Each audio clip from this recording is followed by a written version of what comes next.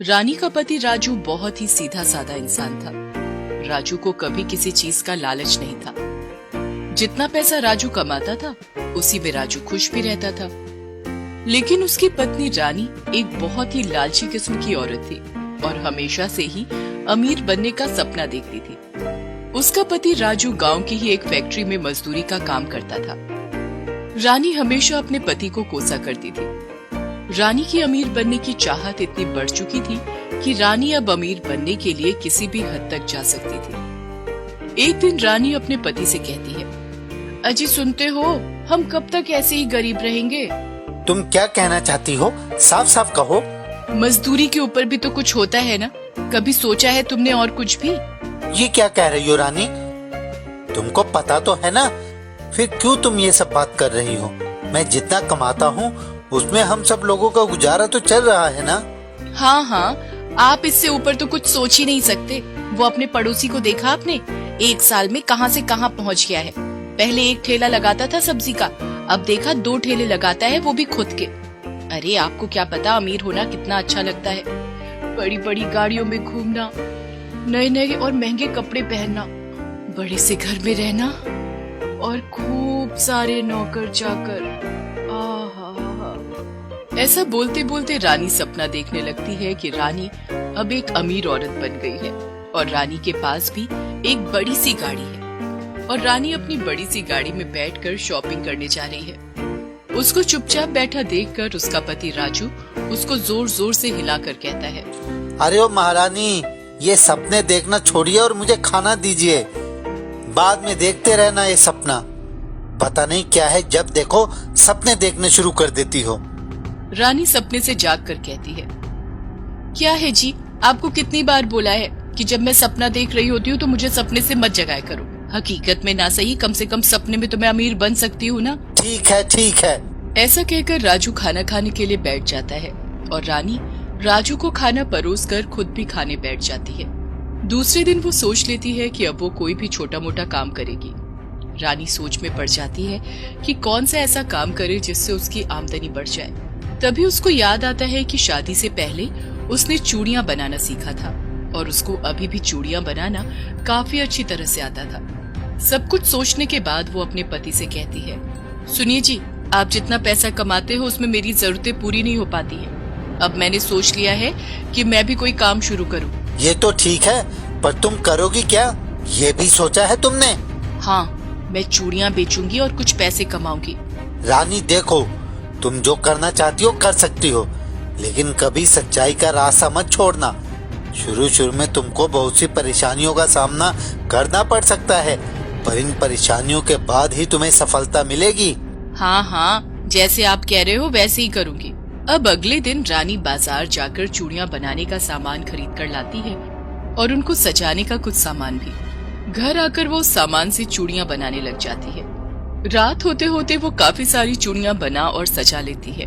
अब तो चूड़ियां सुंदर लगने लग जाती हैं। उनको देखकर रानी मन ही मन बहुत खुश हो जाती है।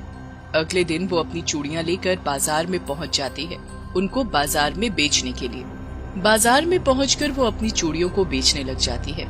चूड़ियां ले लो, रंग बिरंगी चूड़ियां, सुंदर सुंदर चूड़ियां। त्योहारों का समय आने वाला था तो इसलिए बाजार में काफी अच्छी भीड़ थी।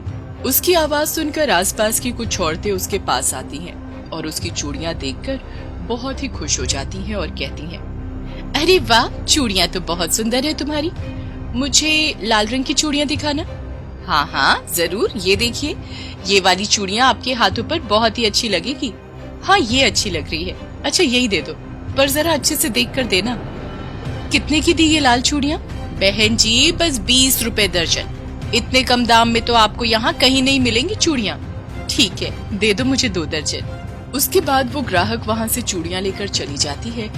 औरतें 1 दर्जन की जगह 2-2 दर्जन और कभी कभी तो उससे भी ज्यादा चूड़ियाँ ले जाती थी। एक दिन उसकी सारी चूड़ियाँ बिक जाती हैं कि तभी एक औरत उसके पास आती है। बहन, चूड़ियाँ दिखाना। माफ करना बहन, आज तो सारी चूड़ियाँ बिक गई हैं। ओह अच्छा, कल थोड़ा ज्यादा चूड़ियाँ लाना बेचने के लिए। मैं कल इसी समय आऊंगी लेने। हाँ बहन, कल मैं और ज्यादा चूड़ियां लेकर आऊंगी। ऐसा कहकर रानी अपने घर आती है और घर आकर अपने पैसे गिनने लगती है और कहती है, अरे वाह, आज तो बहुत ज्यादा कमाई हुई मेरी। पर आज मेरी एक ग्राहक खाली हाथ चली गई। अब मैं ज्यादा चूड़ियां ले जाया करूंगी बेचने के लिए, ताकि मेरा कोई ग्राहक खाली हाथ ना जाए। दिन बीतते गए।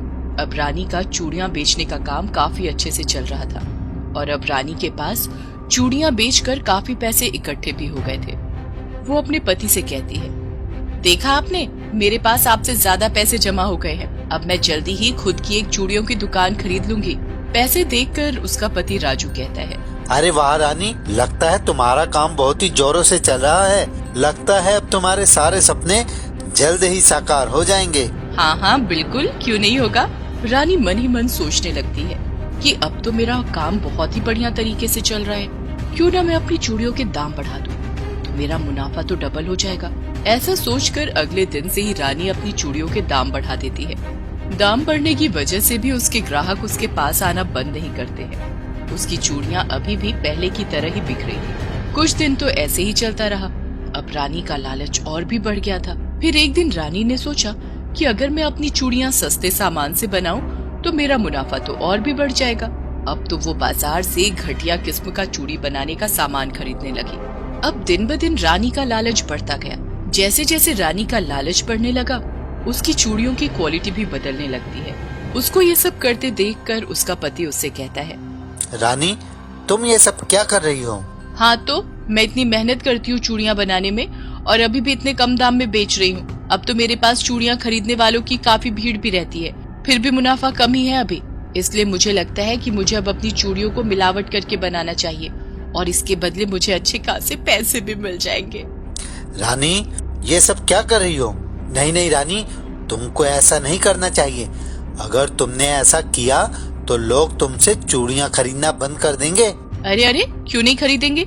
लोगों को क्या समझ में आएगा कि हमने इसमें मिलावट की है। ठीक है, जैसा तुमको अच्छा लगे, पर ध्यान रहे बाद में ना पछताना पड़े तुमको। राजू ऐसा कहकर वहाँ से चला जाता है। एक दिन उससे हमेशा चूड़ियां खरीदने वाली एक औरत उसके पास आती है और उससे कहती है, अरे क्या बात है रानी बहन, आजकल आपकी चूड़ियों के डिजाइन इतने फीके फीके से क्यों लगते हैं? पहले तो चूड़ियां एकदम चमचम करती थी। नहीं नहीं बहन जी, ये आप क्या कह रही हो? ऐसा तो बिल्कुल भी नहीं है। वो तो बस बाजार में आजकल धूल मिट्टी ज्यादा हो गई है, तो इससे ऐसा लग रहा है आपको, और कोई बात नहीं है।